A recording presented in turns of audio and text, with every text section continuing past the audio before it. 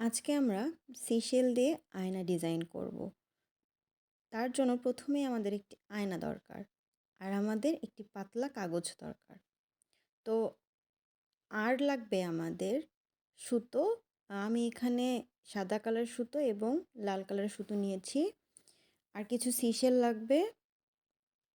এই সিশেলগুলো কক্সবাজার থেকে নিয়ে এসেছি। আর কিছু লাগবে পুঁথি। প্রথমে আমরা বেসটা তৈরি করে নিব। এর জন্য আমি আয়নায় উলের সুতো, লাল কালার উলের সুতো এবং কট সুতো নিয়েছি সাদা কালার। মোটা সুতো নিয়েছি যাতে আমাদের বেসটা খুব দ্রুত দেয়া যায়।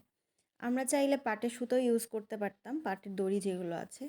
তো আর উল্টো দিকে পাতলা একটা কাগজ দিয়ে, পাতলা বা মোটা যে কোনো সাইজের একটা কাগজ দিয়ে পেছনটা আমরা মুড়িয়ে দিয়েছি। এরপরে আমরা সিশেলগুলো ইচ্ছে মতো নিজের মনের মতো করে ডিজাইন করে বসিয়ে দিয়েছি। আমি প্রথমেই যে বড় সিশেলগুলো ছিল সেগুলো বসিয়ে নিয়েছি এবং পরে ছোটোগুলো বসিয়েছি। আমি আঠা হিসেবে ফেভিকল ইউজ করেছি, অন্য যে কোনো আঠা দিয়েও এটা বসানো যেত। একটা একটা করে সিশেল নিয়ে আমি আয়নায় বসিয়ে দিয়েছি। আর কর্নার দিয়ে ছোট ছোট যেই সিশেলগুলো ছিল সেগুলো বসিয়েছি। এভাবে একটা একটা করে বসিয়ে নিতে হবে।